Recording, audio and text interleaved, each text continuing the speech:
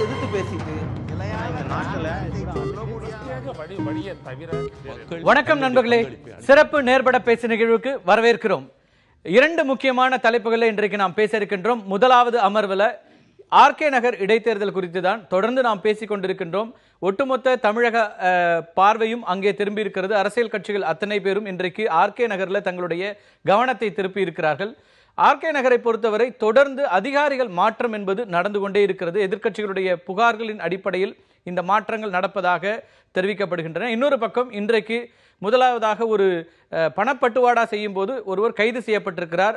அதிமுக அம்மா கட்சியின் அணியின் சார்பாக ஆதரிக்கின்ற அவர்களை ஆதரித்து இந்த பணப்பட்டுவாடாவில் ஈடுபட்டவர் கைது என்பதாக செய்தி வருகிறது. ஆனால் அந்த அணியினுடைய வேட்பாளராக இருக்கிற திரு டிடிவி தினகரன் இது முழுக்க முழுக்க திமுகவினுடைய சதி என்பதாக ஒரு குற்றச்சாட்டை முன்வைக்கிறார்.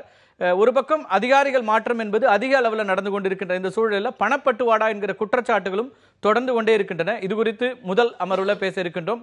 இரண்டாவதாக தொடர்ந்து புதிய தலைமுறை கவனம் செலுத்திக் கொண்டிருக்கின்ற விவசாயிகளுடைய இந்த பிரச்சனை என்பது 18வது நாளாக டெல்லியில விவசாயிகள் தங்களுடைய போராட்டத்தை தொடர்ந்து நடத்தி கொண்டிருக்கிறார்கள். இன்றைக்கு காங்கிரஸ் கட்சியினுடைய துணைத் தலைவர் திரு ராகுல் காந்தி, அதே போல திமுகவினுடைய நாடாளுமன்ற உறுப்பினர் கனிமொழி உள்ளிட்டவர்கள் இன்றைக்கு அவர்களை சந்தித்து பேசியிருக்கிறார்கள். அதே போல தமிழக நிதியமைச்சர் ஜெயக்குமார் அவர்களும் நேரில் சந்தித்து அவர்களுக்கு ஆதரவை தெரிவித்திருக்கிறார்.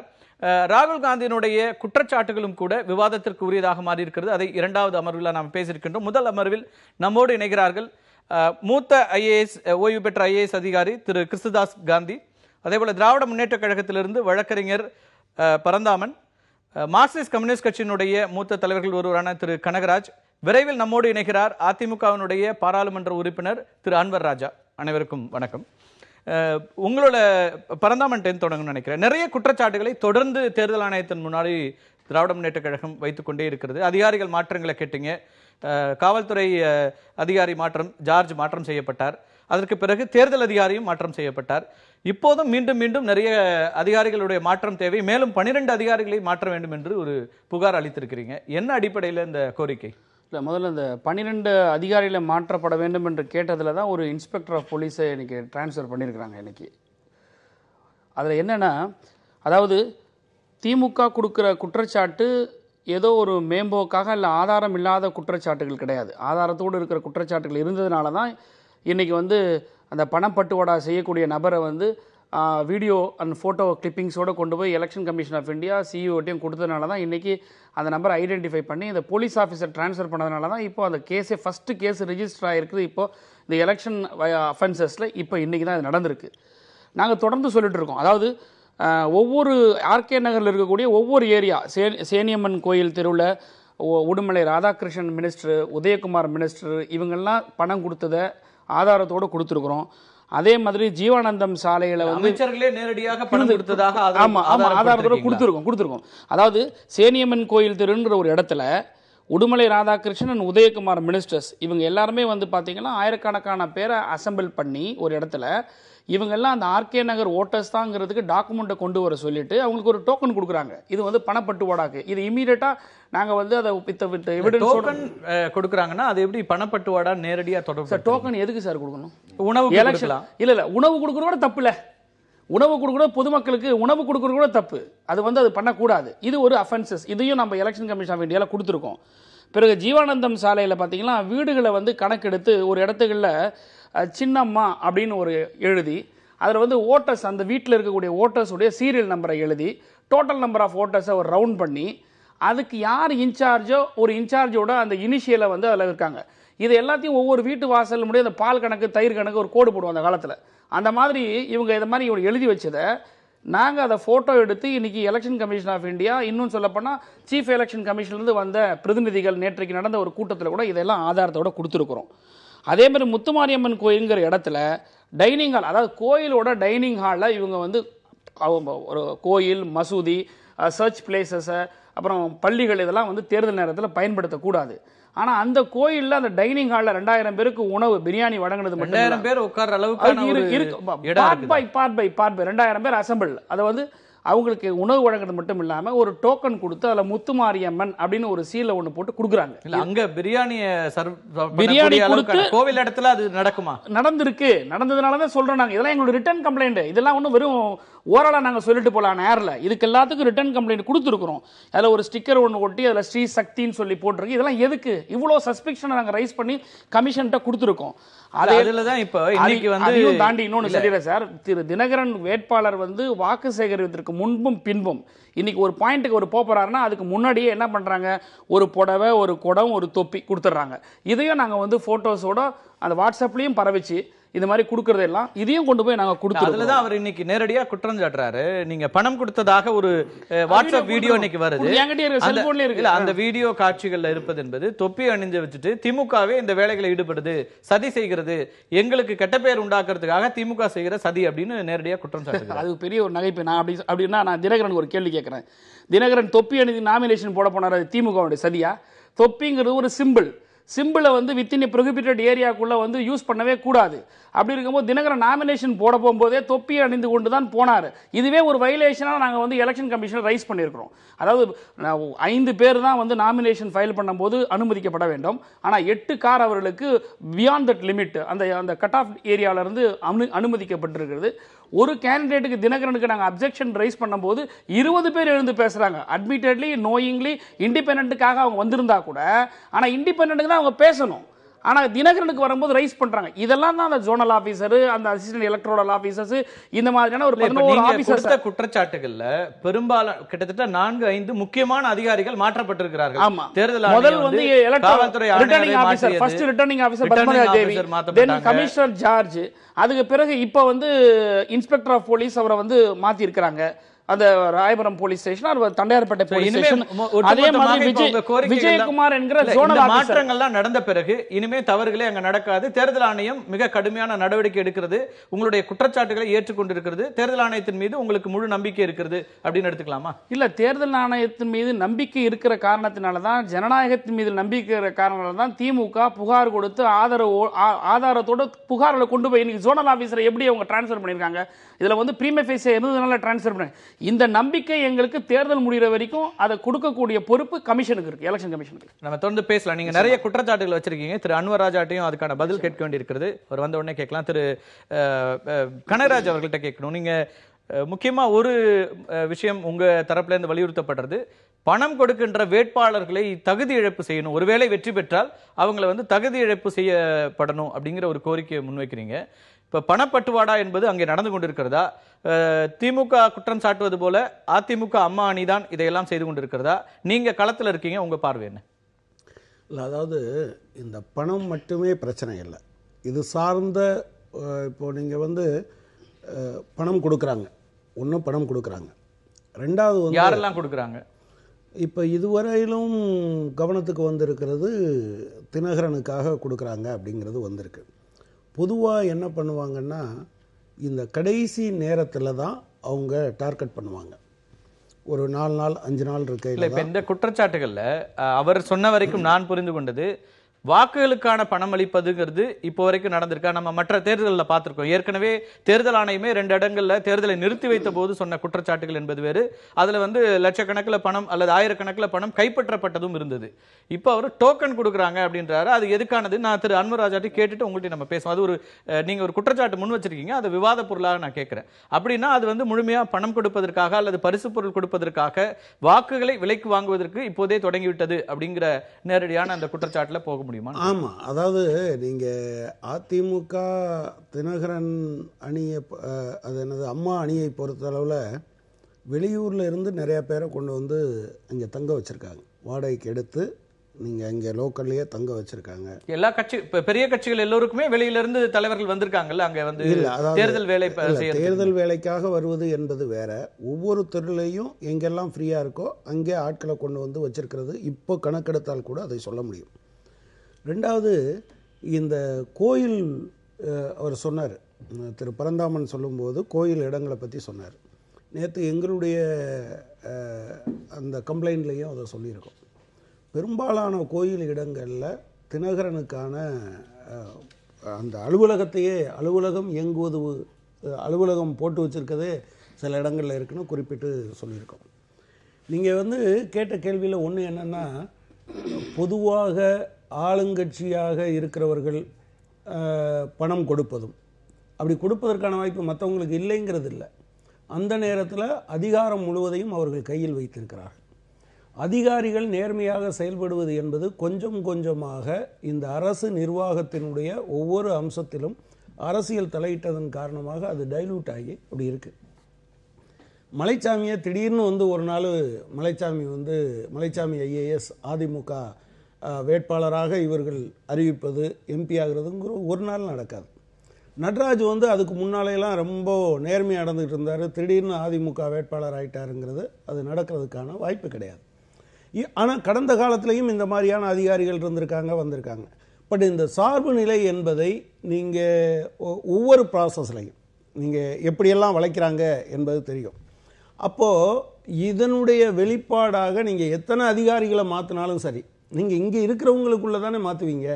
இவர்கள் ரொம்ப மோசமாக வெளிப்படையாக தெரிகிறவரை உடனடியாக டிரான்ஸ்ஃபர் பண்ணுவீங்களே தவிர, பெரும்பாலான அதிகாரிகள் இந்த மாதிரி இருக்கிறாங்கங்கிறது தான் கடந்த காலத்தில் நாம் பார்த்தது. இதுவரை டிடிவி தினகரன் அணி இதை செய்கிறார்கள் என்பதுதான் இப்போ நமக்கு உங்க குற்றச்சாட்டும் அவர் மீதானதான் இருக்கு. நம்ம தொடர்ந்து பேசலாம். அதிகாரிகள் மாற்றம் அப்படிங்கிறதுனால என்ன விஷயம் நடக்குது அதிகார வர்க்கத்தில்? இதனால ஒரு இப்போ தேர்தல் ஆணையம் நேரடியாக தலையிட்டுருச்சு, நம்மளை டிரான்ஸ்ஃபர் பண்ணிட்டாங்க, இது நம்மளுடைய சர்வீஸில் வந்து ஒரு பெரிய இழுக்கு அப்படிலாம் பார்த்து அதிகாரிகள் அதுக்காக அச்சப்படுகிறார்களா, கவலைப்படுகிறார்களா, அல்லது இது 10ஓடு 11 மாறுகின்ற ஒரு சூழலாக இருக்குன்னு நினைக்கிறீங்களா? எலெக்ஷனில் அதிகாரிகள் என்பது முதல்ல அந்த தேர்தலை நடத்துவதற்கான லாஜிஸ்டிக்ஸ்க்காகத்தான் முதல்ல அதிகாரிகள்லாம் இருந்தாங்க. ஓடிச்சாவடிகளை பார்க்குறது, அதை சீர்படுத்துறது, அப்புறம் தேர்தல் நடத்துகிற அதிகாரிகள் கணக்கெடுத்து வைக்கிறது, இந்த வேலைகள் தான் ஆரம்பத்திலேருந்து இருந்துச்சு. அதுக்கப்புறம்தான் இப்போது இந்த மாதிரியான முறைகேடான விஷயங்கள் நடக்கிறதையும் தேர்தல் ஆணையம் பார்க்க வேண்டி வருது. தேர்தல் நடத்துவதற்கான ஏற்பாடுகளை அதிகாரிகள் நல்லா அற்புதமாக செய்வாங்க, அதில் ஒரு குறையும் இருக்காது. அது எல்லா மாநிலங்களை விட இந்த மாநிலத்தில் ரொம்ப நல்ல ரொம்ப குறித்த காலத்தில் எந்த விதமான ஒரு குறைபாடும் இல்லாமல் செய்து கொடுப்பாங்க. ஆனால் இந்த மாதிரியான ஒரு குற்றங்கள், குறைகள் அப்படின்னு குற்றச்சாட்டுகள் வருது அப்படின்னா அதை அணுகும் பொழுது அவர்கள் தன்னிச்சையாகலாம் அதை ஒன்றும் செய்யவே மாட்டாங்க. அது என்ன அழுத்தம் வருது, ஏது அழுத்தம் வருது அப்படின்ற அளவில் தான் அவங்க வளைஞ்சு குழஞ்சி தான் இருப்பாங்க. எப்பொழுதுமே அப்படி தான் இருப்பாங்க. அது எந்த கட்சியாக இருந்தாலும் சரி, அது ஆளுங்கட்சிக்கு சார்பாக என்னத்தை செய்யணுமோ அது மாதிரி தான் செய்வாங்க. யாராவது இருவர் கொஞ்சம் வித்தியாசமாக செய்யக்கூடும்.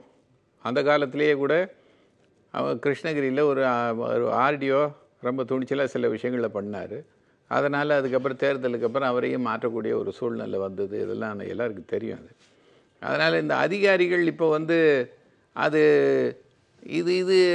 இந்த தேர்தல் முடிஞ்சதுக்கப்புறம் என்ன ஆட்சி வருதோ அதை பொறுத்து அவர்களுக்கு என்ன பதவிகள் வருமோ அது வரும் அப்படின்றது ரொம்ப நார்மலாக போயிடுச்சு. இந்த மாதிரி இந்த பணப்பட்டுவாடா விஷயங்களை அங்கே இருக்கிற தேர்தல் அதிகாரிகள் கட்டுப்படுத்துவார்கள் என்று எனக்கு தோன்றவே இல்லை. இல்லை, இப்போ அதிகாரிகள் மாற்றுறதுனால இப்போ வேற என்னதான் ஆப்ஷன் இருக்கு? தேர்தல் ஆணையத்திட்ட புகார் கொடுக்குறாங்க, தேர்தல் ஆணையம் சம்பந்தப்பட்ட அதிகாரிகளை மாற்றுகிறது. இந்த பண விஷயம் ஒன்று தான் ஒரு பகீரான விஷயம். அது இந்த பண விஷயத்துக்கு நீங்கள் உள்ளூர் அதிகாரிகளையோ போலீஸ் அதிகாரிகளையோ இல்லை நான் சென்ட்ரல்லேருந்து யாராவது ஆஃபீஸர்ஸை கொண்டு வரேன்னா அவர்களும் சென்ட்ரல் கவர்மெண்ட் ஒரு கட்சியை சார்ந்தவர்களாக தான் இருப்பாங்க. அதனால் இதில் தேர்தல் கமிஷன் நான் இண்டிபெண்ட்டாக செயல்படணும் அப்படின்னா தாராளமாக இது ஒரு இடைத்தேர்தல் தான். ஆஃப்டர் ஆல் ஒரு 10 டிடெக்டிவ் ஏஜென்சியை அவங்க தனியாக போட்டு கண்டுபிடிக்கலாம். என்ன பிரச்சனை? ஒரு ப்ரூஃப் தானே வேணும்.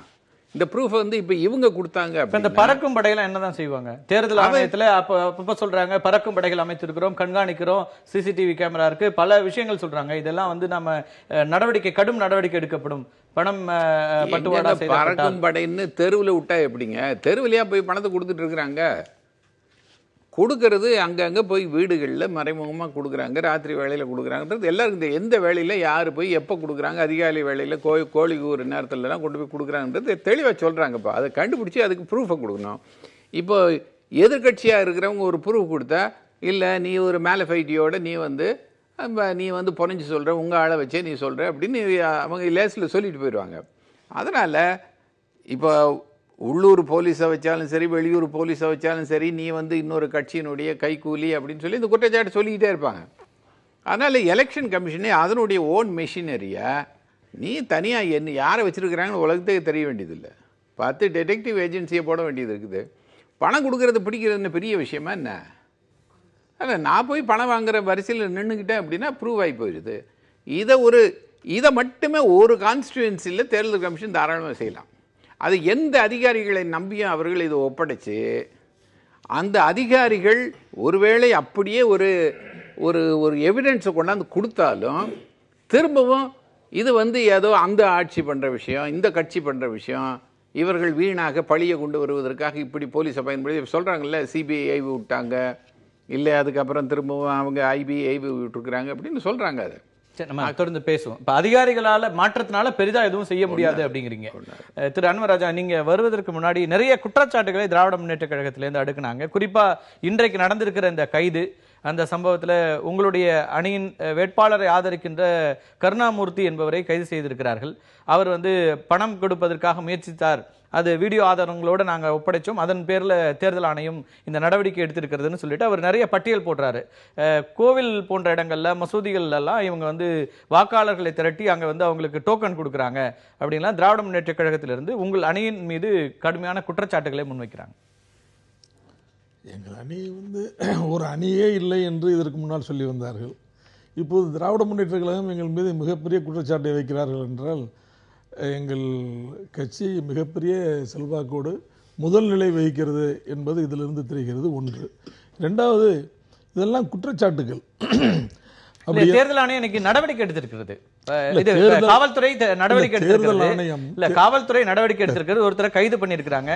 தேர்தல் ஆணையம் அவங்க சொன்ன புகார்கள் அடிப்படையில் அதிகாரிகளை மாற்றாங்க.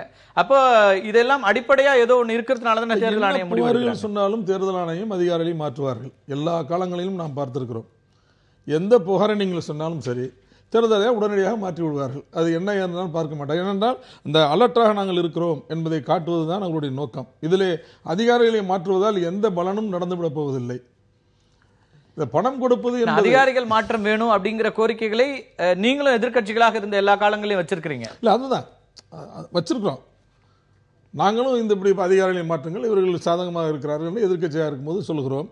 அப்போதும் அதிகாரிகளை மாற்றுகிறார்கள். இப்போது நாங்கள் ஆளுங்கட்சியாக இருக்கிறோம், எதிர்கட்சியாக இருக்கிறவர்கள் அதிகாரிகளை மாற்றுகிறோம் சொல்கிறார், அதிகாரிகளை மாற்றுகிறார்கள். அதிகாரிகள் மாற்றத்தால் எந்த பலனும் ஏற்பட்டு விட போவதில்லை என்பதுதான் என்னுடைய கருத்து. அதிகாரிகளை மாற்றியதால் என்ன பலன் ஏற்பட்டு விட போவது? இன்னொரு அதிகாரி வரப்போகிறார், அவரும் இந்த மாநில அதிகாரி மாற்றம் செய்யப்படும் போது அப்ப அவங்க வைக்கிற குற்றச்சாட்டுல ஒரு பிரைம் ஆஃபீஸ் இருக்கு, அதை தேர்தல் ஆணையம் ஏற்றுக்கொண்டது அப்படிங்கிறதாக அது பொருள் புரியாது. இருக்கிறதுனால தேர்தல் ஆணையம் ஏற்றுக்கொள்றது இல்லை. என்ன நம்ம என்ன லெட்டர் கொடுத்தாலும் உடனே தேர்தல் ஏற்றுக்குவாங்க. நான் பல இடைத்தேர்தலில் பார்த்துருக்கேன், பல இடைத்தேர்தலில் பணியாற்றிருக்கிறேன். போய் நீங்கள் ஒரு பெட்டிஷன் தேர்தல் ஆணையத்துக்கு கொடுத்தீங்கன்னா உடனே அதை எடுத்துட்டு அந்த இடத்துக்கு வந்து உடனே மாற்றிடுவாங்க இமீடியட்டாக.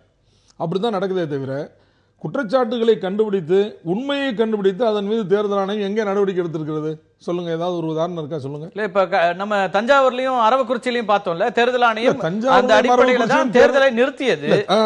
தேர்தலை நிறுத்திய போது அவங்க வந்து எல்லா எவிடன்ஸோட ப்ரொடியூஸ் பண்ணாங்க. இந்த இடங்கள்ல இவ்வளவு ரூபாய் கைப்பற்றப்பட்டது, 2 கட்சிகளை தான் குறிப்பிட்டாங்க. அதிமுக, திமுக 2 வேட்பாளர்களுடைய பணப்பட்டுவாடாவை பற்றி குறிப்பிட்டது. தேர்தலை நிறுத்தினார்களே தவிர அவர்கள் ஏதாவது நடவடிக்கை எடுத்தார்களா? இனிமேல் இப்படி பணப்பட்டுவாடா இல்லாமல் நடவடிக்கை எடுக்கவில்லை என்பதனால அது தொடர்கிறது அப்படின்னு புரிஞ்சுக்கலாம். அப்படி இல்லை. இந்த பணப்பட்டுவாடா இனிமேல் நடக்காமல் இருப்பதற்குரிய வழிவகைகள் என்ன என்பதை மத்திய அரசுக்கோ வேறு எந்த அரசுக்கோ பரிந்துரை செய்து அதற்கு வேண்டிய கான்கிரீட் மெஷர் என்ன என்பது குறித்து தேர்தல் ஆணையம் இதுவரை ஏதாவது முடிவெடுத்திருக்கிறதா? இல்ல, அது இப்ப ஒரு கட்சியில் ஆட்சி பொறுப்புல இருக்கிற கட்சிகள் அல்லது அங்கீகரிக்கப்பட்ட கட்சிகளாக இருக்கிற கட்சிகளுக்கு அந்த பொறுப்பு இல்லையா? நீங்க வந்து இப்போ இதெல்லாம் தவறான வழிமுறைகள், இது நடக்கக்கூடாது அப்படின்னா உங்க மேல நேரடியா குற்றச்சாட்டு வைக்கிறாங்க. ஆனால் திரு டிடிவி தினகரன் சொல்றாரு, தொப்பி போட்டுக்கிட்டு திமுக காரங்களே இப்படி பணம் கொடுத்திருக்காங்க, இது அவங்களுடைய சதி அப்படின்றாங்க. என்ன அடிப்படையில் அதை சொல்றாங்க? அவங்க வந்து வீடியோ எவிடன்ஸோட நாங்க தர்றோம் அப்படின்றாங்க. அதான் வீடியோ எவிடன்ஸ். என்ன வீடியோ எவிடன்ஸ்? தொப்பி வச்சிருந்தா அதான் வீடியோ எவிடன்ஸ் சொல்ல போறீங்க. தொப்பி திமுக வைக்கலாமே. நீங்க வந்து அம்மாவுக்கு தீர்ப்பு சொன்னப்போ வெடி விட்டது யாரு? திமுக தானே. பன்னீர்செல்வம் அணி மீது நீங்க வந்து குற்றச்சாட்டு வச்சீங்க. அப்ப திமுக மீது வைக்கல, திரு ஓ பன்னீர்செல்வம் அணி மீது குற்றச்சாட்டு வச்சீங்க. ஓ பன்னீர்செல்வம் வீட்டுக்கு உள்ளே வீட்டுக்கு வெளியே அந்த வராண்டாவில் அந்த மெயின் ரோடு அந்த இதனுடைய மெயின் ரோடு இவைகளில் எல்லாம் வந்து விட்டது இப்போது வந்து திமுக தான் ஆள் அனுப்பி விட்டார்கள் என்று இப்போது செய்திகள் சொல்கிறார்கள். இப்படியெல்லாம் யார் வேண்டுமானாலும் ஒரு தொப்பியை வைத்துக்கொண்டு யாராவது ஒரு பணம் கொடுத்தால் அது அண்ணா திமுக என்று சொல்லிவிடுவார்கள். அப்படித்தான் நடக்கிறது இப்போது. ஆனால் உண்மை என்ன என்பதை கண்டறிய வேண்டும். நாம் என்னை பொறுத்தவரை தேர்தல் ஆணையத்துக்கிட்ட அவங்க ஒரு வீடியோ பதிவாக கொடுத்து இதுக்கு ஒரு புகாரை பதிவு செய்யறாங்க. அதன் அடிப்படையில் வீடியோ பதிவில் சொல்லப்பட்டிருப்பது என்ன? தொப்பி வைத்திருந்தார், அதனால அண்ணா திமுக. இந்த கருணாமூர்த்தி அதிமுகவை சாராதவரா? உங்களால உறுதியா சொல்ல முடியுமா? கருணாமூர்த்திக்கும் அதிமுக அம்மா அணிக்கும் தொடர்பில்லை அப்படின்னு? கருணாமூர்த்திக்கும் அண்ணா திமுகவுக்கும் தொடர்பு, அண்ணா திமுக காரர் தான் என்று உங்களால் எப்படி சொல்ல முடியும்? அதுக்கான எவிடன்ஸ் இருக்குன்னு தான் நாம பேசுறோம். அதுலதான் இப்ப இந்த விவாதமே அதுலதான் தொடங்குது. அதனுடைய உறுப்பினராக அதுதான் நீங்க மறுக்கிறீங்க, திமுக அதை சொல்றாங்க. அதை பத்தி தான் நம்ம பேசுறோம். ரொம்ப குறிப்பா இந்த பணப்பட்டுவாடா அப்படிங்கிற குற்றச்சாட்டு தொடர்ந்து பெரிய கட்சிகள் மீது, குறிப்பாக ஆட்சியில் இருக்கிற கட்சிகள் மீது வந்து கொண்டே இருக்கிறது. ஆனா இதை வந்து தேர்தல் ஆணையம் தான் இதுக்கான நடவடிக்கை எடுக்கணும் அப்படின்னு தேர்தல் ஆணையத்தின் மீது நம்ம வந்து அதுக்கான வேலைகளை திருப்பி விடுறதுங்கிறது சரியா இருக்க முடியுமா? அந்த அணுகுமுறை சரியா இருக்க முடியுமா? பணப்பட்டுவாடா இல்லாத ஒரு தேர்தலாக ஆர்கே நகர் இருக்காதா அப்படிங்கிற ஒரு கேள்வி இப்ப எழுந்திருக்கு. இப்போதே தொடர்ந்து இந்த ஆம்புலன்ஸ் மூலமாலாம் பணம் பட்டுவாடா நடக்கிறது என்று திராவிடர் கழகத்தினுடைய தலைவர் திரு கி வீரமணி குற்றச்சாட்டுகளை வைக்கிறாரு. இது குறித்து நம்ம பேச இருக்கின்றோம். ஒரு சிறிய இடைவேளைக்கு பிறகு நேர்பட பேசு தொடரும். நான் திரு கனகராஜ் வரதுக்கு முன்னாடி பரந்தாமன், உங்கள் மீதும் இந்த குற்றச்சாட்டுகளை தேமுதிக வைக்கிறது. அதிமுகவினுடைய இரு அணிகள், திராவிட முன்னேற்ற கழகம் மூன்றுமே பணப்பட்டுவாடாவில் ஈடுபட தொடங்கிட்டு இருக்காங்க. நாங்க வந்து விரைவில் இதை எல்லாத்தையும் எக்ஸ்போஸ் பண்ணுவோம் அப்படின்ட்டு நீங்க வைக்கிற இந்த குற்றச்சாட்டுகளை போலவே அவர்களும் நாங்க தேர்தல் ஆணையத்தை அணுகி இந்த புகார்களை கொடுக்க போகிறோம், ஆதாரத்தோடு கொடுக்க போகிறோம்னு அந்த கட்சியினுடைய பொருளாளர் இளங்கோவன் பத்திரிகையாளர் சந்திப்புல குறிப்பிட்டார். நாங்க கொடுக்கிற குற்றச்சாட்டுங்கிறது ஆதாரத்தோடது. தேமுதிக வந்து அவங்களும் நாங்களும் அந்த களத்தில் இருக்கிறோன்றதை காட்டிக்கிறதுக்காக 2 பேர் மட்டும் சொன்னா பத்தாது, 3வது இருக்கக்கூடிய எதிர்த்து களத்தில் நிற்கக்கூடிய திமுக மேலேயும் சேர்த்து சொல்லணுன்ற ஒரு கடமைக்காக சொல்லக்கூடியதை தவிர, முடிஞ்சா தேமுதிக ஆதாரத்தோடு கொண்டாந்து கொடுக்க சொல்லுங்க, நாங்கள் we are ready to face that. நீங்கள் கொடுக்கும்போது அதுக்கு அந்த ஒரு ஆதாரப்பூர்வமான புகாராகவும் அதற்கான ஒரு பிரைமேஃபசி இருக்கு. தேமுதிக சொன்னா அதை ஒட்டுமொத்தமா நம்ம நிராகரிக்க சொல்ல முடியாது. இல்லை, நம்ம ஒரு நியாயத்தை பார்க்கணும். இது வரைக்கும் ஒண்ணுமே இல்லைங்க. போகும்போது போற போக்குல வந்து இன்னும் கொஞ்சம் இவங்க மேல குற்றச்சாட்டு சேற்ற வாட்டி இறைக்கிற மாதிரி துணியில தான் அவங்களுடைய அறிக்கைகளும் அவங்களுடைய குற்றச்சாட்டு இருக்குமே தவிர, இப்ப நாங்க அதிமுகவினுடைய இரு அணிகளில் இருக்கக்கூடிய தினகரன் அணி மேலே நாங்கள் வந்து ஒரு குற்றச்சாட்டு கொடுத்துருக்குறோம். பிரிமை ஃபேஸியாக இருக்குது. நம்ம முன்னாடி 7 ரவுண்டு டிஸ்கஸ் பண்ணோம். 1 or 2 ஆஃபீஸர்ஸ் ட்ரான்ஸ்ஃபர் பண்ணியிருக்காங்க. இது வந்து பிரிமை ஃபேஸியாக இருக்குது. இந்த மாதிரி ஏதாவது ஒரு குற்றச்சாட்டு ஒரு அடித்தடத்தோடு கொடுக்கக்கூடிய இருந்தால் கொடுக்க சொல்லுங்கள், நாங்கள் we will face that. சும்மா இல்லாமல் வாய் புளித்தோ மாங்காய் புளித்தோன்ற கதையெல்லாம் வேணாம். அது தேர்தல் காலத்தில் போய் அங்கே போய் பேசிட்டோம். சரி, அவங்களுக்கான பிரதிநிதிகள் எப்போதும் வருவதில்லை. அவங்க எப்பவுமே வரமாட்டாங்க. ஆனா எங்கேயாவது ஒண்ணு சொல்லிட்டு போயிட்டே இருப்பாங்க. அதெல்லாம் சந்திப்புல அந்த குற்றச்சாட்டை முன் வச்சிருக்கிறதுனால நான் அதை வந்து அவ்வளவுதான். திரு கனகராஜ், இது தகுதி நீக்கம் செய்யப்படணும் அப்படின்னு சொல்றதுக்கான என்ன தேவைகள் இருக்குது? அப்படின்னா நம்ம வந்து இன்னைக்கு எந்த தேர்தலையும் எந்த வாக்காளரும் இன்னைக்கு வேட்பாளரும் இன்னைக்கு வெற்றி பெற முடியாதுங்கிற மாதிரியான ஒரு சூழலுக்கு தமிழகம் இருக்கிறது. அதை எப்படி சரி செய்ய முடியும்? இல்லை, அதாவது இதில் ஏற்கனவே விவாதித்த 2-3 விஷயங்களையும் பற்றியும் பேசணும்.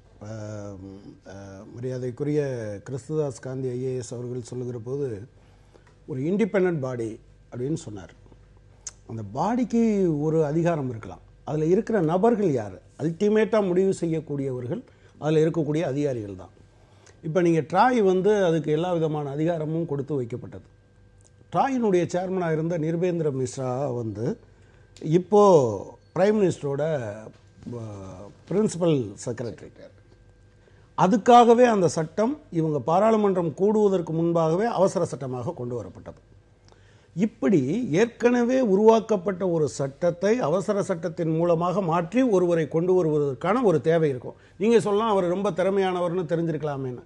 இதுக்கெல்லாம் எங்கே மூல வேறு எங்கே இருக்குது அப்படின்னு நீங்கள் பார்த்தீங்கன்னு சொன்னால், விவேகானந்தா இன்டர்நேஷ்னல் ட்ரஸ்ட்டு அதில் தான் அஜித் தோவல், இவர் PK மிஸ்ரா, இப்போது நீங்கள் வந்து அது என்னது பிரசார் பாரதியினுடைய தலைவராக இருக்கக்கூடிய சூரிய பிரகாசம், இவங்கெல்லாம் அங்கே பயிற்சி பெறாங்க. இதெல்லாம் அவங்க வெப்சைட்டே இருக்கக்கூடிய விஷயம். எனவே பிரச்சனை என்னென்னா, இதற்கான தீர்வு என்பது தேர்தல் சீர்திருத்தம் தான். நீங்கள் ப்ரொபோஷனல் ரெப்ரசன்டேஷன் வரும்போது ஒரு தனிநபர் தன்னுடைய பணத்தை அங்கே செலவழிப்பது என்கிற பிரச்சனை இல்லாமல் போகும். இது தோல்வி அடைகின்ற கட்சிகள் தான் இதை பற்றி பேசுகிறாங்க. எப்போதுமே இந்த ப்ரொபோஷனேட்டாக வர்ற ஒரு தேர்வு முறை, தேர்தல் சீர்திருத்தம், இது எல்லாமே ஆட்சிக்கு வருகின்ற அல்லது வெற்றி பெறுகின்ற கட்சிகள் இதை பத்தி பேசுறது இல்ல. வெற்றி பெறாத நேரமெல்லாம் இந்த விஷயங்கள் முன்வைக்கப்படுகிறது. டிஎம்கே மெம்பர் டிகே சிலவன் கூட பார்லிமெண்ட்ல இதை பத்தி பேசியிருக்காரு. இல்ல அப்படி இல்லை சார், இல்லை தோல்வியடைகிற கட்சி மட்டும் பேசுறது இல்லை சார். பேரறிஞர் அண்ணா சொன்னது சார். இது திரு அண்ணா அவர்கள தொடங்கி பலரும் பேசுறாங்க. எப்போதெல்லாம் பேசுகிறார்கள் அப்படிங்கறது நீங்க பாருங்க. இப்போதும் திமுகவிலையும் இந்த அதிமுகவிலையும் ஜெயலலிதா அவர்கள் இருந்த போதும் இதெல்லாம் பேசப்பட்டிருக்கிறது.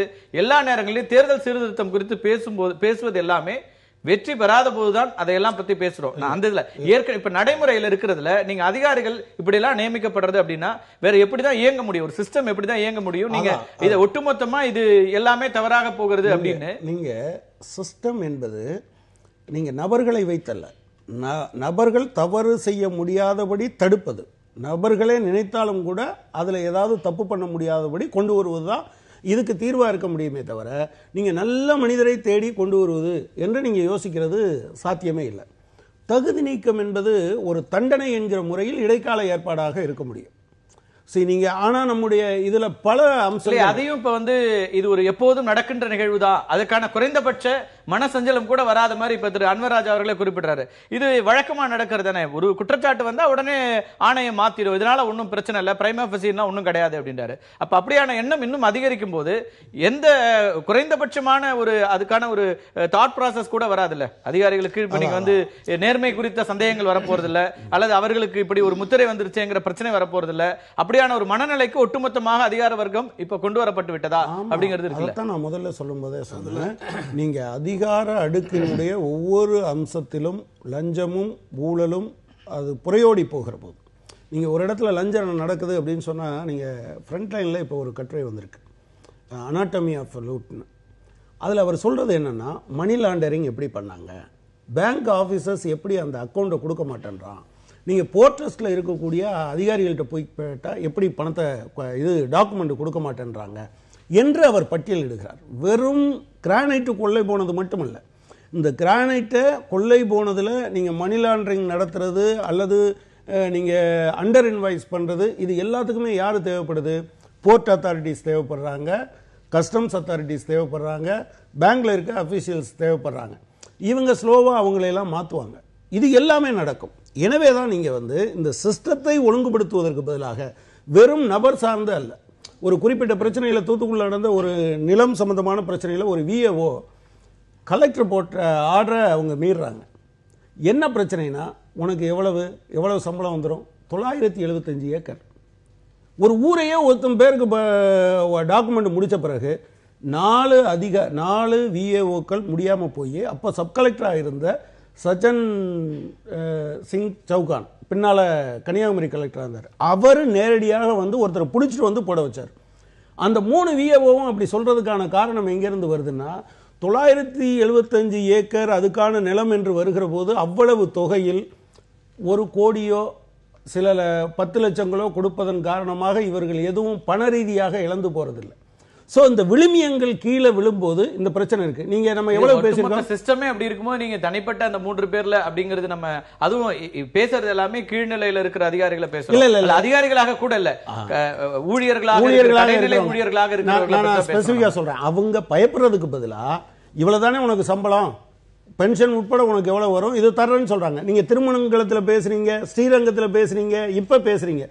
மக்கள் என்னைக்கு திரும்பி அடிச்சு பணம் கொண்டு வர்றவங்களை உதைக்கிறாங்களோ அன்னைக்கு தானே பயம் வரும். அதுக்கு நாள் ஆகும். ஒரு சைக்கிள்ல நீங்க கொண்டு போய் இப்பதான் பழக்கிறீங்க ஒவ்வொருத்தரையும். ஒவ்வொரு தேர்தல் வரும்போது அவங்களுக்கு என்ன நீங்க அதுக்கு பிறகு நம்ம பணம் வாங்காத பலருக்கும் ஒரு அயற்சியை உண்டாக்குற ஒரு சூழல்லாம் மாறிட்டு இருக்குது. அதை மாற்ற வேண்டிய அரசியல் கட்சிகளும் சேர்ந்து அதுல போறது ஒண்ணு இருக்கு. திரு அன்வராஜா குறுக்கிட வரும் நீங்க இந்த அதிகாரிகளை பற்றி பேசும்போது. இல்ல அது நான் குறுக்கிட வரும்போது என்னன்னா, அந்த நேரத்தில் உண்மையான புகார்களும் தரப்படுகிறது. இந்த தேர்தல் நேரத்தில் சில அரசியலுக்கான புகார்களும் தரப்படுகின்றன. இப்ப திமுக கொடுத்ததுல அப்படி அரசியலுக்கான புகார்களும் எல்லா காலங்களிலும் தரப்படுகிறது. நான் திமுக இப்ப கொடுத்தாங்க அவர்கள் புகார் கொடுக்கிறார்கள். சரி, நாமும் ஒரு புகாரை கொடுத்து வைப்போம், இப்படி பணம் பட்டுவாடா நடக்கிறது, இது நடக்கிறது, அது நடக்கிறது என்று ஒரு புகாரை கொடுத்து வைப்போம். கொஞ்சம் அலர்ட்டா இருப்போம், கொடுத்து வைப்போம். பத்திரிகையில் செய்தி, மறுநாள் காலை பத்திரிகையில் செய்தி வர வேண்டும் என்பதற்காக கொடுக்கப்படுகிறது. அப்படியும் கொடுக்கப்படுகிறது. அதில் உண்மை இல்லாமலும் கொடுக்கப்படுகிறது. எனவே இது தேர்தல் நேரத்தில் பத்திரிகைகளுக்கு தீனி போடுவதற்காகவும் எதிரியை பலவீனப்படுத்துவதற்காகவும் செய்கின்ற பெட்டிஷனாகவும் இது இருக்கிறது, பல நேரங்கள் இருக்கிறது. தேர்தல் ஆணையம் அப்படியான பெட்டிஷன்ஸ் எல்லாம் வந்து எடுத்துக்கிறாங்க அப்படிங்கிறீங்களா? இல்ல பெட்டிஷன் எடுத்துக்கிறாங்களா இல்லையா நடவடிக்கை எடுக்கப்படும் போது அது அவங்க ஏற்றுக்கொண்டதாக அப்படிப்பட்ட பெட்டிஷனை தேர்தல் ஆணையம் நடவடிக்கை எடுக்குதா எடுக்கலையாங்கிற பிரச்சனைக்கே நான் வரல.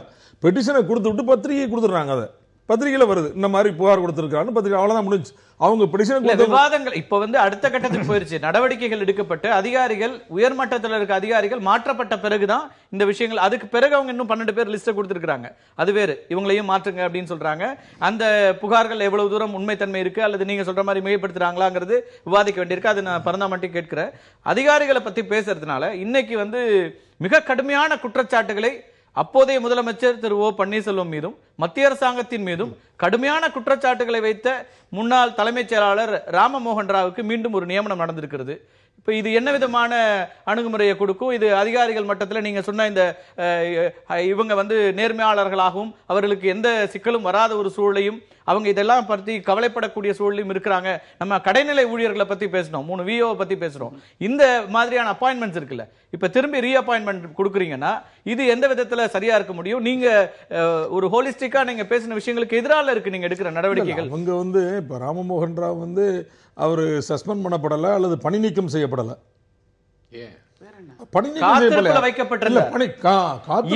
அவ்வளவு வெளிப்படையாக குற்றச்சாட்டுகளை வைத்தாரு.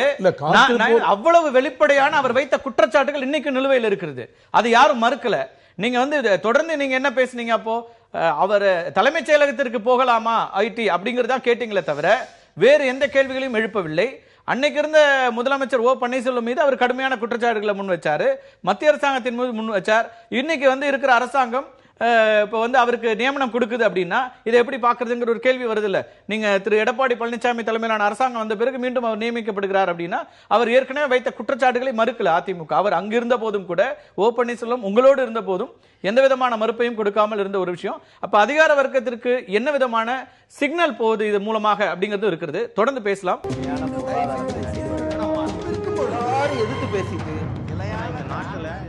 ஆர்கே நகர் இடைத்தேர்தலில் வந்து கொண்டிருக்கின்ற அடுக்கடுக்கான பண பட்டுவாடா புகார்கள் குறித்தும் அதிகாரிகளுடைய மாற்றம் தேவை என்று எதிர்க்கட்சிகள் தொடர்ந்து வைக்கின்ற குற்றச்சாட்டுகள் குறித்தும் பேசிட்டு இருக்கிறோம். இடைவேளைக்கு முன்னாடி நான் திரு ராம்மோகன் ராவ் சப்ஜெக்ட் பேசினேன், உங்களுடைய கருத்திலிருந்து தொடங்கன்னு பார்க்குறேன். நான் தாங்க என்னுடைய அனுபவத்திலேருந்து சொல்கிறேன். நான் இந்த அதிகாரிகள் இருந்தாலும் பிரயோஜனம் கிடையாது, இல்லாட்டியும் பிரயோஜனம் இல்லாமல் இல்லை அப்படின்லாம் சொல்ல முடியாது. நம்ம வந்து இப்போ இருக்கிற இந்த அட்மினிஸ்ட்ரேட்டிவ் செட்டப் என்பதை சீரியஸாக நம்ம வந்து திரும்ப ரிஃபார்ம் பண்ண வேண்டிய சூழல் இருக்குது. இந்த ஐஏஎஸ் என்பது, இந்த கலெக்டர்கள் உத்தியோகம் என்பது, போலீஸ் அதிகாரிகள் என்பது, இதெல்லாம் அந்த கலோனியல் பீரியடில் உருவாக்குனது. ஆட்சி செய்பவர்களுக்கான ஒரு ஒரு ஒரு தொண்டர்களாகத்தான் இந்த இந்த நிர்வாக அமைப்பு உருவாக்கப்பட்டது. அந்த அமைப்பு அப்படியே இருக்கிறதுனால வேற என்னதான் பண்ண முடியும்? நீங்க தொடர்ந்து உங்களை போன்ற ஓய்வு பெற்ற ஐஏஎஸ் அதிகாரிகள் பலரும் இந்த சிஸ்டம் எல்லாம் கொலாப்ஸ் ஆயிடுச்சு, கரப்ட் ஆயிடுச்சு அப்படின்றீங்க. மாற்றா என்னதான் செய்ய முடியும்? இருக்கிற சிஸ்டத்துல தானே இப்ப டிராவல் பண்ண வேண்டி இருக்குது. உலகெங்கிலும் இதுதான் லோக்கல் பாடின்னு இருக்குது.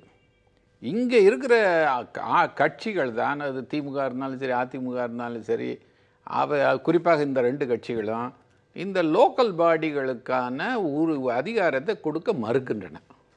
அது வர வரைக்கும் இந்த நாட்டில் இந்த அதிகார வர்க்கத்தை வைத்து ஆட்சி செய்வது என்பது அது இந்த அரசர் ஆட்சி பண்ணுகிற முறைக்கு சமமானது. யார் ஆட்சி செய்கிற வேணால் பதவி பேர் வேணால் அது சீஃப் மினிஸ்டர்லாம் மன்னருக்கு பதிலாக, அதே மாதிரி இந்த அமைச்சர்களுக்கு பதிலாக இந்த அதிகாரிகள் ஐஏஎஸ் அதிகாரிகள் என்று சொல்லிக்கொள்வார்கள். அவர்கள் எல்லாருமே இன்னும் கொஞ்சம் காரமாக சொல்லணும் அப்படின்னா கைக்கூலிகளாகத்தான் வேலை செய்வார்கள். அவை எல்லாரையும் தூக்கி விழுங்கி சாப்பிட்ருவாங்க. அதிகாரிகள் சாப்பிட்ருவாங்க. அது அதற்கான அறிகுறி தான் இப்போ அந்த பழைய சீஃப் செக்ரட்டரிக்கு திரும்ப பதவி கொடுக்குறது. இவ்வளவு இதுக்கு மேலே ஒரு அப்பட்டமாக ஒரு குற்றச்சாட்டு ஒரு அதிகாரி மீது எப்படி வர முடியும்? அவர் மீது எப்படி எதுவுமே நிரூபிக்கப்படல அப்படிங்கறத அவர் சொல்றது. தொடர்ந்து என் மீது இவ்வளவு குற்றச்சாட்டுகள் முன்வைக்கப்பட்டன, ஆனால் எதுவும் இல்ல, அவங்க சொன்ன எந்த குற்றச்சாட்டுகளும் நிரூபிக்க முடியல, என் வீட்டிலேயோ அல்லது அலுவலகத்திலேயோ அப்படியான எந்த விஷயங்களும் நடக்கலன்னு இருக்காரு. ஐடி கூட அதுக்கு பிறகு எதுவும் பெருசா கொடுக்கல அவங்க. ஆமாங்க, ஒரு குற்றச்சாட்டு ஒருத்தர் மேல வைக்கும் பொழுது என்ன எல்லாத்தையும் நிரூபிச்சதுக்கு அப்புறமா சஸ்பெண்ட் பண்றாங்க. அவ ஏதோ ஆஃபீஸில் இருக்கும்போது ஆஃபீஸ் வேலையை சரியாக செய்யலை அப்படின்றதுக்கு சஸ்பெண்ட் பண்ண முடியுதில்ல உங்களால். அந்த பவர் இருக்குதுல்ல. நீங்கள் அதை கூட பண்ணல இதில். ஆகவே இந்த அதிகாரிகள் வர்க்கத்தை எல்லாம் நம்பி நம்ம எதுவுமே செய்ய முடியாது. இந்த தேர்தல் என்பதில் திரும்பவும் சில நடைமுறை மாற்றங்களை இவங்க கட்சிகள் தான் ப்ரொப்போஸ் பண்ண. இவங்க எது அடுத்த கட்சி மீது குற்றச்சாட்டுகளை தான் வைக்கிறார்களே ஒழிய என்ன செய்யணும் என்பதை இவங்க தானே கொண்டு போகணும். பார்லிமெண்ட்டுக்கு கொண்டு போகலாம் இல்லை இவங்க. எப்படி பணம் இல்லாமல் எப்படி ஒரு தேர்தல் நடத்துவது என்பதற்கு நல்ல வழிகளை இவங்களே சொல்லலாம். இவங்க தான் சொல்கிறாங்க பணம் இருக்குதுன்றாங்க, தப்புன்னு சொல்கிறாங்க. அப்போ என்ன செய்வது என்பதை இந்த கட்சிகள் ப்ரொப்போஸ் பண்ணணும். இவங்க வேற யாரையோ நீங்கள் ஒன்றும் செய்யலை அப்படின்னு அவர்கள் மீது இவங்க இதை விட்டுட்டு இருக்க முடியாது. இவர்கள் செய்தால் கொஞ்சம் நல்லா இருக்கும். அதில் ஒரே ஒரு விஷயம், இது ரொம்ப சீரியஸாக நம்ம இப்போ திங்க் பண்ண வேண்டிய விஷயம். இந்த எலெக்ஷன் நடக்கும் பொழுது இந்த வீடு வீடாக போவது, தெரு தெருவாக போவது, இதை சுத்தமாக நிறுத்திடலாம் அப்படின்னு தோணுது. ஒரு காலகட்டத்தில் இந்த டெமோக்ரஸி என்பது வேலை செய்யணும்னா நான் மக்கள்கிட்ட போனோம், அதனால் நான் அப்படி தான் நான் அப்புறம் தெரு பிரச்சாரம் வீட்டுக்கெல்லாம் போகணும் அப்படின்னு இருந்துச்சு. இப்போ எல்லாமே டிவியில் வருது. அப்புறம் எல்லாம் மேடை போடலாம். ஒரு கான்ஸ்டிடுவன்சியில் ஒரு 10 இடத்துல மேடைகளை போட்டு அந்த இடத்துல போய் பேசிக்கோங்க, வீட்டுக்கு வராதிங்க. இது எதுக்கு வீட்டுக்கு வரணும்? வீட்டில் போய் வாக்காளர்களை சந்திக்கிறது அப்படிங்கறது நம்ம எப்படி தவறுன்னு சொல்ல முடியும், அல்லது அந்த சிஸ்டமே மாற்றணும்னு சொல்றது எப்படி சரியா இருக்க முடியும்? நேரடியாக போய் ஒரு வேட்பாளர் நான் என்ன செய்ய போறேன் அப்படிங்கிறது ஒரு பர்சனல் கனெக்ட்னு ஒன்று கிரியேட் பண்ண வேண்டியது இருக்குல்ல. 1,00,000 பேரையும் அவர் போய் பார்ப்பாரு. குறைந்தபட்சம் அந்த தெருவில் முக்கிய நேர்ல பேசும்போது ஒரு 50 பேரோட சேர்த்து வச்சு பேசும்போது ஒரு கான்ஸ்டிடுவன்சில மிஞ்சி போனா ஒரு 2 லட்சம் பேருங்க. 2 லட்சம் பேருக்கு 10 மேடை போடுறாங்க. தேர்தல் நேரத்திலேயாவது அவங்க களத்துக்கு வர்றாங்களே, ஜெயிச்ச பிறகு வர்றதே 5 வருஷங்கிறது தான் மக்களோட பிரச்சனை. குறைஞ்சபட்சம் இப்பயாவது வராங்க, ஏதாவது கேட்கவாது முடியும், இதை செஞ்சு கொடுத்தியே ஜெயிலியங்கிறத கேட்கவாது முடியுங்கிற ஒரு நிலைமை இருக்குல்ல. அது மேடையை போட்டு நாங்க கேட்குறோம், நீங்க வீட்டுக்கு வந்துக்கிட்டு நீங்க வீட்டுக்கு வர்றது நான் என்ன செய்ய போறேன்றதை சொல்றீங்களா, இல்லாட்டி என்னத்தை கொடுக்க போறோம் அப்படின்னு. இது கொடுக்கல் வாங்கலுக்காக ஆகி போயிருச்சு. கம்யூனிகேஷன் வேர்ல்ட் இருக்கு. இன்னைக்கு இவங்க நேரடியாக தொலைக்காட்சிகள் மூலமாகவோ அல்லது வேறு வகையில செய்துக்கலாம். இந்த தெரு பிரச்சாரங்களை கிடைக்கணும்னு ஒரு ஆப்ஷன் கொடுக்குறீங்க. சுவரொட்டிகள்லாம் நிறுத்திட்டோம் இல்ல, அதே மாதிரி இதையும் நிறுத்துற ஒரு அழுத்தம் கொடுக்கணும். அதுக்கப்புறம் ஒரு இடத்துல பணம் என்பது தரப்பட்டது அப்படின்னு வந்ததுன்னா நடவடிக்கை திரும்ப அதிகாரிகள் மீது நடவடிக்கை என்பது இதுக்கு உதவாத விஷயம். அது வேட்பாளர் மீது நடவடிக்கை என்பதும் அதுவும் உதவாது.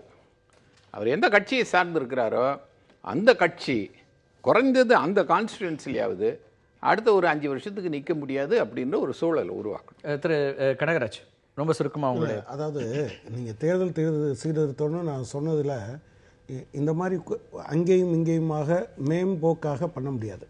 ப்ராக்டிக்கலாக இருக்கிறது என்ன, நாம் பேசுகிறதெல்லாம் தண்டனை குறித்து பேசுகிறோம், தவறு நடக்காமல் இருப்பதற்கான விஷயங்களை தான் நான் சொல்கிறேன். ப்ரொபோஷனல் ரெப்ரசன்டேஷன், திரும்ப அழைக்கிற உரிமை, அந்த மாதிரியான விஷயங்கள். நீங்கள் திருமங்கலத்து ஃபார்முலானா ஏடிஎம்கே திமுக மேலே குறை சொல்லும், ஸ்ரீரங்கம் ஃபார்முலானா இவங்க மேலே அவங்க குறை சொல்லுவாங்க. இதுக்கு ஒரே ஒரு வழி தான். இப்போது இங்கே இருக்கிறோம். நான் ஏற்கனவே இந்த நிகழ்ச்சியில் சொன்னேன், மரியாதைக்குரிய அன்வர் ராஜா இங்கே இருக்காங்க, திரு பரந்தாமன் இருக்கார். 2 பேரும் பணம் கொண்டு வந்தா கொண்டு வர்றவனை அடின்னு சொல்லுங்க பார்க்கலாம். தைரியமா சொல்லுங்க. இப்ப நீங்க 2 பேரும் அப்பீல் கொடுங்க. அந்த நான் சொல்றேன், இப்போ நாங்க பணம் இவங்க கொடுக்குறாங்கன்னு சொல்லி நாங்க தானே குற்றச்சாட்டை கொண்டு போய் கமிஷன்ட்ட கம்ப்ளைண்ட் கொடுக்குறோம். அதான் கொண்டு வர்றவங்களை துரத்தி அடிங்கன்னு பேசுங்க 2 பேரும். இல்ல போன தேர்தலையும் சரி எல்லா இடத்துலையும் சரி பணம் கொடுக்க கூடாது, இது சட்டத்துக்கு புறம்பானது. இதுதான் நாங்க சுட்டி காட்டுறதோட அர்த்தம் என்ன? நாங்க போய் கம்ப்ளைண்ட் கொடுக்கறோட அர்த்தம் என்ன? இல்ல நாங்களும் அமைதியா இருக்கலாம்ல. இல்ல நீங்க கேக்குற கேள்விகள் கரெக்ட். இப்போ சொல்லுங்க அப்பீல். இல்ல ஆர்கே நகர் வாக்காளர் பெருமக்களுக்கு ஒரு திமுகவின் சார்பாக வேண்டுகோள், பணம் கொண்டு வந்தால் திரும்ப விரட்டுங்கன்னு நீங்க சொல்லுங்க. நீங்க அவங்க என்ன சசிகலா அணியா அம்மா அதிமுக அம்மா அணியின் சார்பாக நான் சொல்லுகிறேன், பணம் யாராவது கொண்டு வந்தா பிடிச்சு கட்டி வச்சுட்டு எங்களுக்கு கம்ப்ளைண்ட் பண்ணுங்க, போலீஸுக்கு கம்ப்ளைண்ட் பண்ணுங்க நீங்க சொல்லுங்க. இதுல என்ன பிரச்சனை இருக்கு? ஓபன் இல்ல, நீங்க சொல்றதெல்லாம் கரெக்ட். இல்ல அதாவது அவருடைய விரும்புற பாணியில பதில் வேணும்னு சொல்றாரு. ஆனா திமுக இப்ப எடுத்திருக்க நடவடிக்கைகளும் அவர் சொன்ன கருத்தை ஒட்டி தான் இருக்கு. அவர் என்ன சொல்றாரு, நீங்க அதிகாரிகள் தேர்தல் ஆணையம் எல்லாம் போறதுக்கு பதிலா மக்கள்கிட்ட நேரா ஒரு அப்பீல் கொடுங்க, நீங்க வந்தா பண்ண வேணாம்னு. இன்னைக்கு காலையில எங்களுடைய பகுதி செயலாளர் எல்லாம் கூட ஒரு இடத்துல போய் விரட்டி இருக்காங்க, விரட்டி போய் போலீஸ் ஸ்டேஷன் கம்ப்ளைண்ட் கொடுத்திருக்காங்க. நீங்களே அந்த வேலையை எடுக்க வேணாம், மக்கள்கிட்டயே அந்த பணியை கொடுத்துருங்க, அவங்க செய்வாங்கன்ற. எலெக்ஷன் கமிஷனே சொல்லுது ஓட்டுக்கு நோட்டு வேணாம்னு சொல்லிட்டு ஆர்கே நகர்ல பேனர் எல்லாம் வச்சிருக்கேன். அந்த பரப்புரையை எலெக்ஷன் கமிஷன் செய்து நாங்க ஊடகங்கள் செய்யறோம் இதெல்லாம் செய்கிறது. அவர் என்ன சொல்றாரு, பிரதான கட்சிகள் நேரடியாக யார் வந்தாலும் பணத்தை வாங்காம அவங்களை பிடிச்சு வைங்க இல்ல விரட்டி அடிங்கன்னு சொல்றதுக்கு என்ன தயக்கம் இருக்கு? திமுக ஒரு தயக்கமும் கிடையாது. திமுக இல்ல ஒரு தயக்கமும் கிடையாது.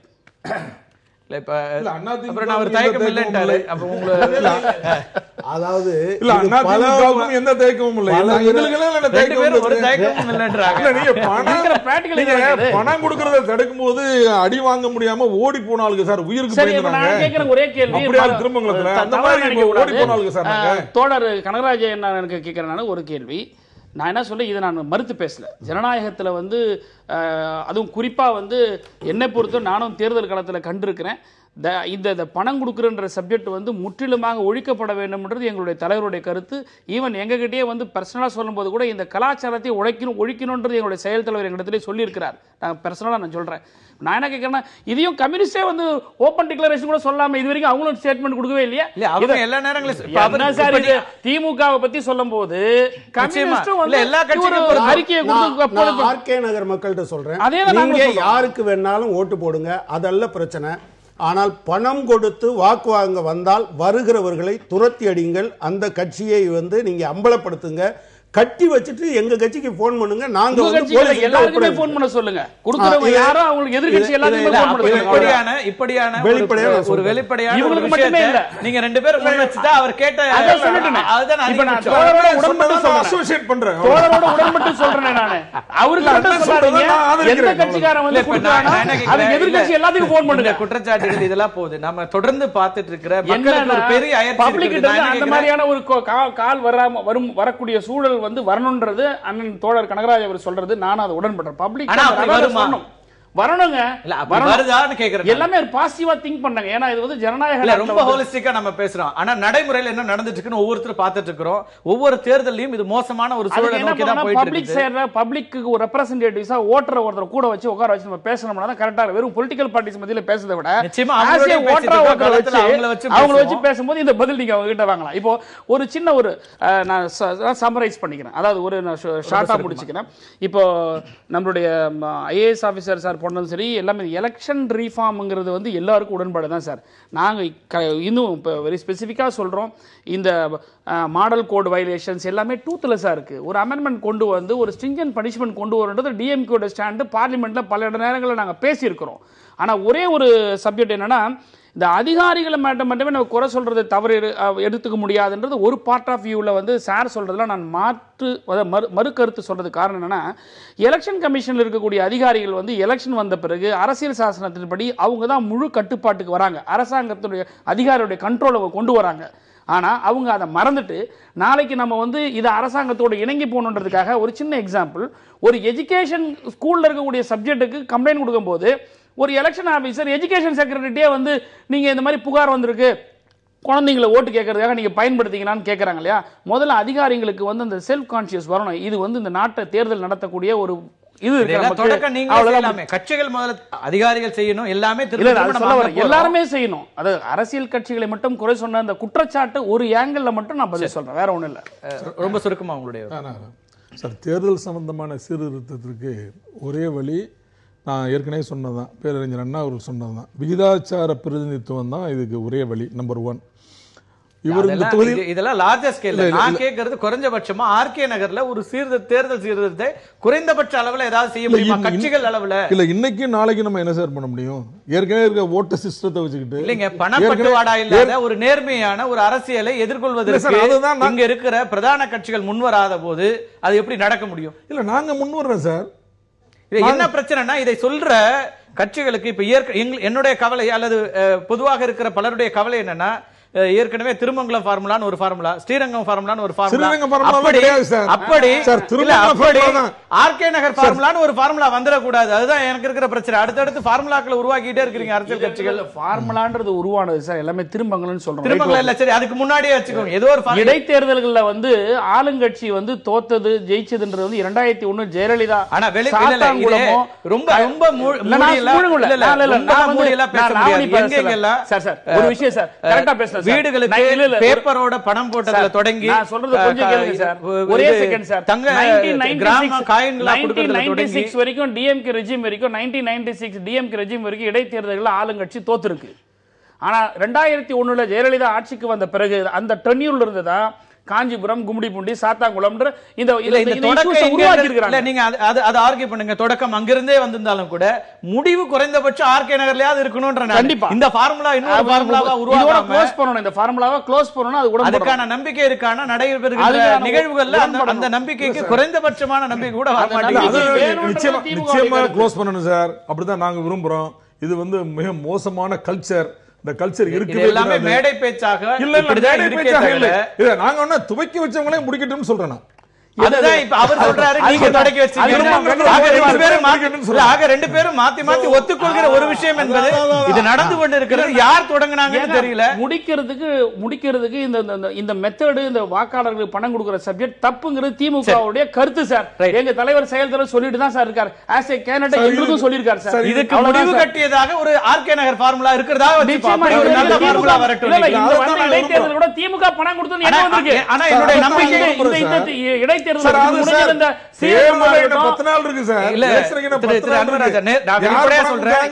என்னுடைய எதிர்பார்ப்பு எவ்வளவு தூரம் நடக்கும் என்பதுல எனக்கு மிகப்பெரிய அவநம்பிக்கை இருக்கிறது.